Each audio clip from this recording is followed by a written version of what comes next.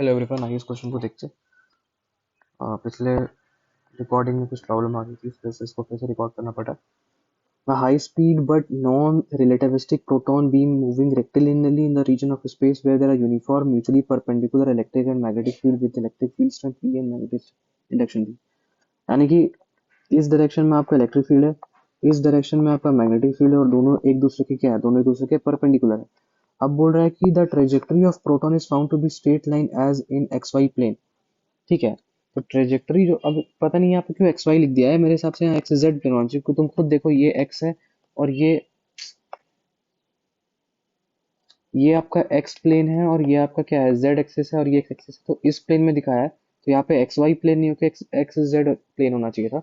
And forms an angle five with x axis. तो ठीक है, एक्स एक्सिस के साथ यहाँ पे जो एंगल बन रहा है वो फाई है। ठीक है, अब बोल रहा है कि show that if electric field is switched off at an instant the proton will follow helical trajectory of the helical trajectory. क्या होगा? तो देखो, एक चीज याद रखना, एक चीज हमेशा याद रखना कि कोई भी चार्ज पार्टिकल है, ठीक है, कोई भी क्या है, कोई भी चार्ज पार्टिकल अगर उस फील्ड में जाता है जहां पे इलेक्ट्रिक फील्ड की वैल्यू भी जीरो है और मैग्नेटिक फील्ड की वैल्यू भी जीरो है, और वो पार्टिकल अनडिफ्लेक्टेड मूव कर रहा है अपना पाथ से, अगर अनडिफ्लेक्टेड रहा है ना फ्रॉम इट्स इनिशियल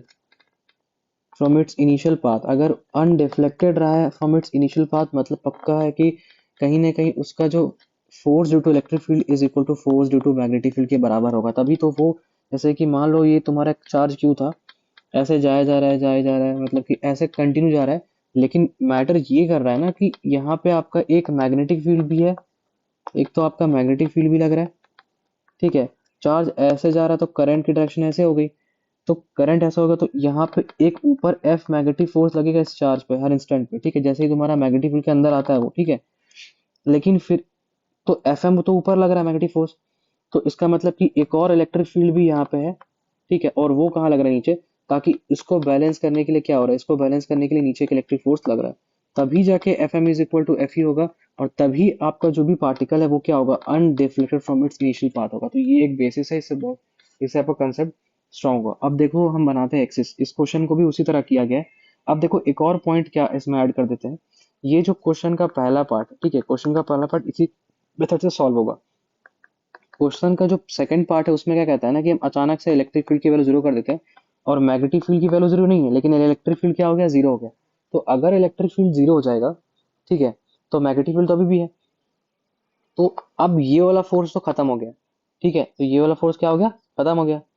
तो एफ एम इधर लग रहा है, मतलब जैसे इंटर करेगा एफ एम इधर लगेगा, तो ये जो पार्टिकल है वो क्या करेगा, धीरे धीरे करके करके सेमी सर्कुलर पाथ ट्रेवल करके फिर बाहर आ जाएगा, समझ में आया? तो ये वाला केस हो जाएगा।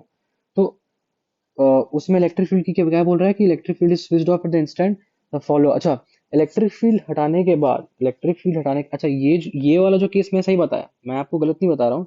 अगर यहाँ पे वेलोसिटी परपेंडिकुलर है मैग्नेटिक फील्ड के, तब तो सेमी सर्कल कर लेगा, लेकिन कुछ कुछ केसेस ऐसे भी होते हैं, देखो बता रहा हूँ, कुछ कुछ केसेस ऐसे भी होते हैं जब वेलोसिटी v इधर वेक्टर है और मैग्नेटिक फील्ड का जो डायरेक्शन है वो थीटा एंगल के साथ b इधर है। ठीक है, तब इस केस में क्या होता है, इस केस में वेलोसिटी का दो कंपोनेंट आता है, एक कंपोनेंट आता है v sin थीटा और एक आता है v cos थीटा।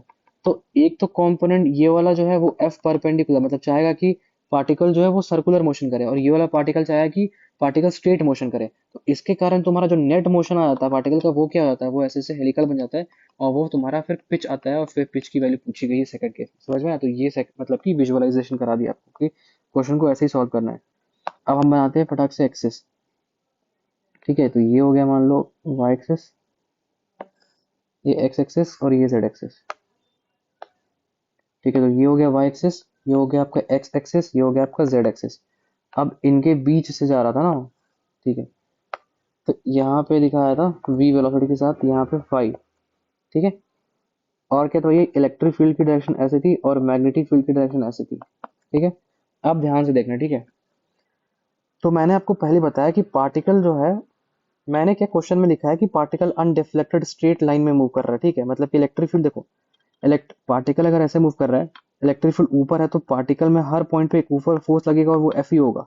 अब उसको बैलेंस करने के लिए नीचे पक्का कोई फोर्स लग रहा होगा, वो तुम्हारा मैग्नेटिक फोर्स होगा। अब बोलोगे सर हमको भरोसा नहीं है, हमको तो डायरेक्शन बताइए। हम बोलेंगे ठीक है, मत करो भरोसा, ये देखो, ये हो गया आपका v वेलोसिटी के साथ, यहाँ हो गया 90 माइनस 5, ठीक है, और ये हो गया b। तो जब आप थंब को इधर प्लेस करोगे और मैग्नेटिक फील्ड आप जब परपेंडिकुलरली प्लेस करोगे, मतलब कि फोर फिंगर्स को आप ऐसे रखोगे, देखो कुछ इस तरह है, ये आपका हाथ का फोर फिंगर्स हो गया, ये आपका थंब हो गया ऐसे। तो आपका जो डायरेक्शन आया ना मैग्नेटिक फील्ड का, वो कहाँ आ रहा है, मतलब कि जो मैग्नेटिक फोर्स कहाँ आ रहा है, नीचे, तो उसी फोर्स को बैलेंस कौन कर रहा होगा, एफ ई, और ये हर पॉइंट पे ऐसे चल रहा होगा, इसलिए तुम्हारा अनडिफ्लेक्टेड जा रहा है। समझ में आया? हमको नहीं लगता कोई इतना अच्छे से समझाएगा तुमको, फिर भी हम बता दिए, ठीक है। तो अब देखो, तो हम क्या कह सकते हैं कि एफ ई मतलब force due on the charge due to electric field is equal to force on the charge due to the magnetic field. तो force on charge due to the electric field F is equal to Q ही होता है, और यहाँ पे क्या होता है, क्यू वी क्रॉस बी, ठीक है। तो क्यू से क्यू कट गया, तो ई इज इक्वल टू क्या हो गया, वी क्रॉस बी। तो क्रॉस को हटाओ, क्रॉस को हटाओ, साइन थीटा लगाओ। लेकिन यहाँ यहाँ थीटा है ही नहीं, तो असल में थीटा मतलब कि यहाँ पे थीटा की वैल्यू क्या है, तो बी और वी के बीच में क्या एंगल है, ये वी हो गया और ये बी हो गया, ठीक है। तो हम क्या कह सकते हैं कि ये कितना हो गया, 90 माइनस 5। तो थीटा ये हो गया, ठीक है, 90 माइनस 5। तो हम रिप्लेस कर देंगे, तो यहाँ वैल्यू क्या आ जाएगा, यहाँ हो जाएगा E is equal to V B sine 90 minus 5। ये हो जाएगा E is equal to V B cos 5। तो बी इज इक्वल टू क्या हो गया, बी तो नहीं लिखेंगे हम लोग, v लिख लेते हैं। v इज इक्वल टू क्या होगा, e बाई बी कॉस 5। तो ये आ गया अपना इक्वेशन 1। अब देखो, अब क्या बोला था सेकंड केस में, सेकंड केस में ये बोला था कि इलेक्ट्रिक फील्ड को हम जीरो कर दिए, तो बताइए कि पिच क्या होगा। तो भैया पिच क्या होगा, तो पूरी दुनिया को पता है कि देखो, क्या देखना होगा कि v वेलोसिटी का जो कंपोनेंट है, यहाँ पे कौन सा कंपोनेंट आएगा, v साइन 5। देखो ये 5 को मान रहे, ठीक है, अभी उसको इसको नहीं मान रहे, अभी सिर्फ इसको लेके चलो। तो ये v साइन 5 हो गया, और इधर हो गया v cos 5। इसको दिखा देते हैं। तो इधर जो जा रहा है आपका, वो हो गया v cos 5, और इधर जो वेलोसिटी आ रहा है, वो कौन सा वेलोसिटी हो गया, वो हो गया आपका v साइन 5, ठीक है। तो जो चाहेगा कि तुम्हारा पाथ स्ट्रेट चले, वो वेलोसिटी जो चाहेगा कि तुम्हारा जो चार्ज पार्टिकल वो स्ट्रेट लाइन में चले, वो ये वेक्टर हो गया। क्यों? अब बोलोगे सर हमको एकदम समझ में नहीं आ रहा है। तो हम बोलेंगे देखो बेटा, फोर्स की वैल्यू क्या होती है, क्यू वी क्रॉस बी, ठीक है।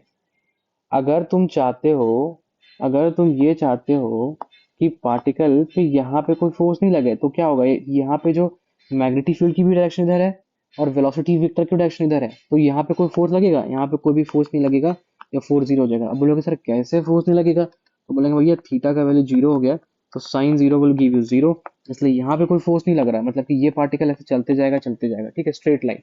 लेकिन हाँ, अगर आप ये कॉम्पोनेंट लेंगे, तो फिर वो चाहेगा कि पार्टिकल ऊपर जाए, मतलब कि परपेंडिकुलर जाए। यहाँ पे हम जो कंपोनेंट लेंगे पिच में, एक तो टाइम होता है इनटू स्पीड होता है, तो यहाँ पे टाइम क्या है, 2 pi m upon Q B, और स्पीड तो अभी दिखाया मैंने आपको, क्या वी साइन 5, देखो है ना साइन 5, है साइन 5 है ना भैया, ये हो गया साइन 5, वी साइन 5। अब देखो तो हो गया 2 pi m by Q B. अब v की जगह वैल्यू पुट कर दो, तो e बाई बी टेन 5, ठीक है। तो पिच हो गया, पिच ph मत समझ लेना भाई, पिच है, ठीक है। तो ये हो गया 2 pi m e by Q B square tan 5। तो ये आ गया अपना पिच का वैल्यू, क्योंकि यहाँ पे कोई एग्जैक्ट वैल्यू तो नहीं है, हम लोग ऐसे तो नहीं कुछ वैल्यू पुट करने को बोला गया है, यहाँ पे बस आपको जो दिया था उसी में निकालना था, उसके टर्म से निकालना था, तो आ गया value 2 pi m e upon Q B square tan 5। तो ये रहा इसका सॉल्यूशन।